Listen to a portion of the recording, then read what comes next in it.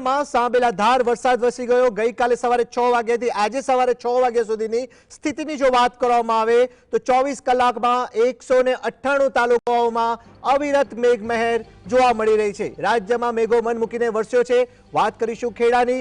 ખેડાના નડિયાદમાં આબ ફાટ્યાનો માહોલ જોવા મળી રહ્યો છે। 24 કલાકની સ્થિતિ ઉપર નજર કરી રહ્યા છે, જેમાં નડિયાદમાં સવારે 6 વાગ્યા સુધી 24 કલાકમાં 10.5 ઇંચ જેટલો વરસાદ પડ્યો છે। અમદાવાદ જિલ્લાના દસક્રોઈમાં પણ સરેરાશ 10.5 ઇંચ જેટલો વરસાદ ખાબકી ગયો, જેને લઈને જળબંબાકારની સ્થિતિનું નિર્માણ થયું છે। આ સાથે જ અન્ય ભાગોની વાત કરીશું।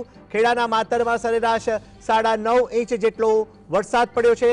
આ સાથે જ ખેડાના અન્ય તાલુકાની વાત કરી રહ્યા છે, જેમાં મહુધાની વાત કરીએ તો મહુધામાં સરેરાશ 7 ઇંચ જેટલો વરસાદ પડી ગયો છે। આ સાથે જ વસોમાં સરેરાશ 6 ઇંચ જેટલો વરસાદ પડ્યો। નીચાણવાળા તમામ ભાગો જે છે તે જળમગ્ન થયા હોવાની વાત સામે આવી રહી છે।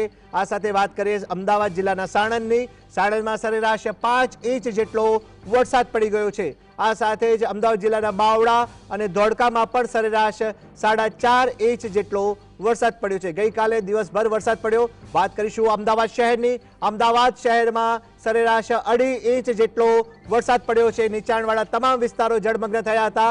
વાત કરીએ પાટણની। પાટણમાં સરેરાશ 3.5 ઇંચ જેટલો વરસાદ પડ્યો।